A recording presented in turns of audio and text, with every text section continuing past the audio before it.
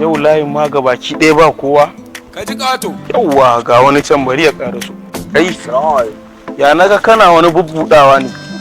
Matso mana ba za ka matso ba. Da aka yi ne. Fito da kuɗin jikinka da wayar jikinka. Kamar an fito da kuɗin jikina da suke. Kai, ba na son iskanci. Fito da su. Fito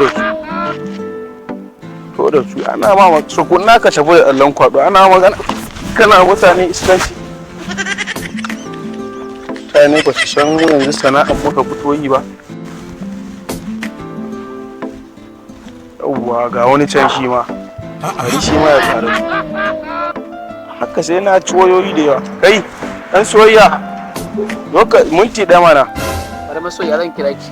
Za ka kira ta kuma ba ni wayarka. Kamar yan baka wayata. Kai ba na son iskanci. Ka gyara mana za ka fito wun da wayarka.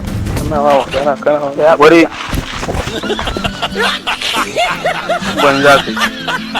Na ma magana duk kuna fita daga gida ba ku addu'a ba dole mu ko mu dinga more ku ba. Ai in za ka fita daga gida kai addu'a ko ba kai da yawa ba kawai kai addu'a. Yawwa. A'udhu billahi minash shaitani.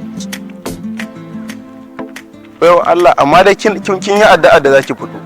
Ina addu'a kafin fito sanda na yi addu'a kafin na fito gida. Shi yasa tunda na ganki hankali na ya tashi tun ɗazu na kasa na tsare a gurin nan nake tattara wayoyi da kuɗaɗen al'umma. Kina zuwa hankali na ya tashi na ce to me bi wannan dai kin yi addu'a da zaki fito. Barawo ne kai?